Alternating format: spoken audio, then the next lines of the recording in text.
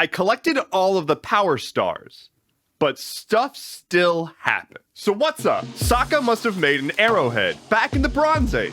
Archaeological researchers have been poring over a collection of artifacts recovered from the Bronze Age, trying to figure out if any of them came from space. Guess what? One of them did. An arrowhead in the collection very likely came from a meteor that crashed into Earth from, well, space. And so this arrow that came from like 1500 BC was a space arrow. Now, to be clear, the arrow was not made in space and then came to Earth. It was just the iron came to Earth and then was forged into an arrow. But here's the wildest part. They actually think they know which meteor it came from. Meteorite?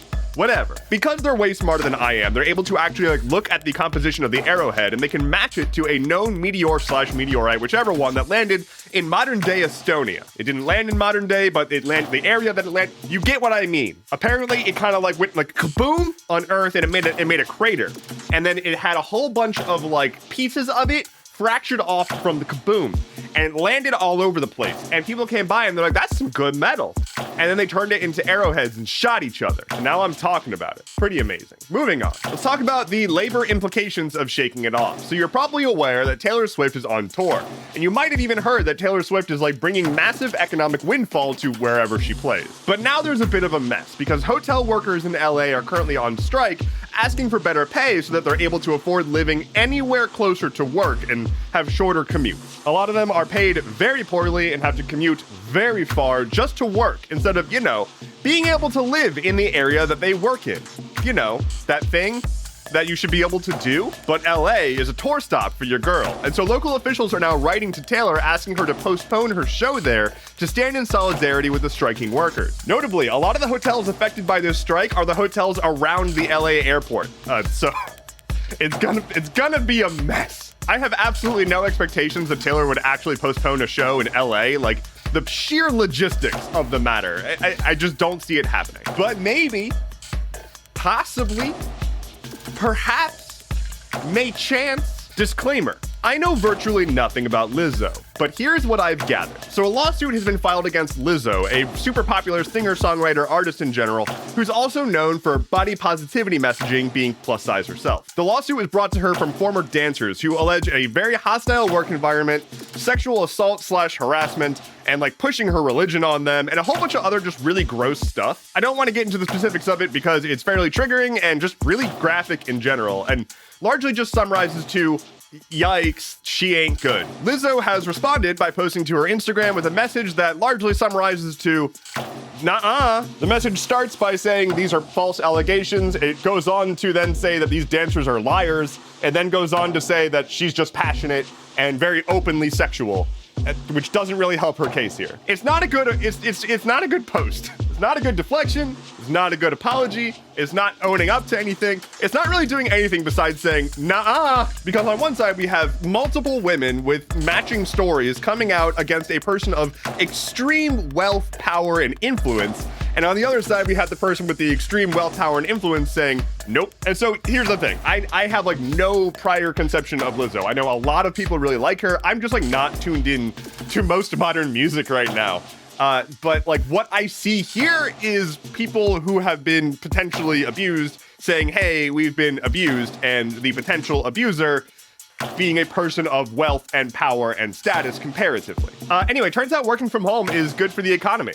Who would have thought that? What an unbelievable concept. So while a bunch of CEOs and manager types want you to get back to the office so they can like, I don't know, slowly stroke themselves while they watch you work, it turns out that's not actually necessary to make the economy better. They just, have a sunk cost in the office and want to feel like they have power over you. So yeah, a bunch of like city centers that have been like constructed around office jobs and whatnot, they're gonna suffer, but the broader economy has actually been trending fairly okay in terms of like GDP, not in terms of people being able to afford the basic needs. But we now have a huge increase of people working from home, which means less people who are commuting, spending money on their commute, spending money on expensive lunches and whatever. And so they're saving money, they're saving time, and they're using that time and money to do like leisure things, hobbies and shows and whatnot. Travel even. And this has led to an increase in GDP, an increase in local economy improvements, and the whole Taylor Swift thing. She's performing at places and brings millions and millions of dollars wherever she goes. The landscape is changing a little bit, and hopefully offices just kind of go to die eventually, because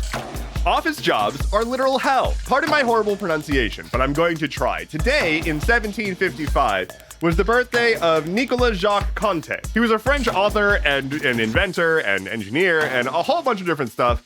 He was also big into hot air balloons, and he had a hot air balloon that he flew around. And then he invented the modern pencil.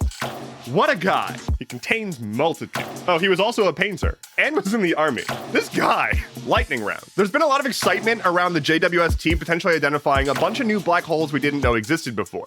But they're all like preprint studies. They're not like peer-reviewed and whatnot yet. So we can get hype, but don't get too hyped just yet. The Ghost Kitchen Company being sued by Mr. Beast is saying that he's being a big meanie weenie to them. And that he's hurting their fifis. There was a supermoon this past Tuesday, and if you missed it like I did, don't worry. There's going to be another even more supery moon on August 30th. A lawsuit has been filed against Taco Bell, alleging that they're misrepresenting their food in promotional images. The U.S. Capitol was evacuated under threat of an active shooter situation, and it turns out it was probably just a prank call. If you are one of the people paying Elon Musk a monthly fee to use X, you can now hide the blue check mark out of your embarrassment. A pill that shows promise in the aid of attacking cancerous tumors is moving to human trials. To be clear, this is not a cure for cancer in a pill form. It's just another in an arsenal of helping, with cancer. YouTube Shorts is getting some updates to help compete more with TikTok. They're going to add support for their own version of like duetting and whatnot. YouTube Shorts, it feels so tacked on. I want to use it. I want to use it more, but it's just so half-baked. The Department of Education in Florida has informed the College Board that AP Psychology is illegal to teach in Florida because of Ron DeSantis' new rules trying to just snuff out queer people. AP stands for Advanced Placement, and it's essentially a way for high school students to do like a mixed high school college course kind of thing. And psychology includes talking about sexuality and gender identity. That's just what research does. But if you're an aspiring psych student in Florida, you're just screwed because your governor is a bigot. And finally for today, as part of the lawsuit around the infamous school shooting at Marjory Stoneman Douglas High School, they're going to recreate the shooting. Like ballistic experts are going to go into the school and fire off all the shots that were fired for research. That's, yikes. Thank you so much for watching today's episode of Stuff Keeps Happening. Don't forget to like, comment, subscribe, share, all that stuff. It very much helps. My name is Endeavorance. I'm going to be live tomorrow, Saturday, 1 p.m. Eastern time. And if you miss me there, that's okay, because I'll be back next week. Take care and be well.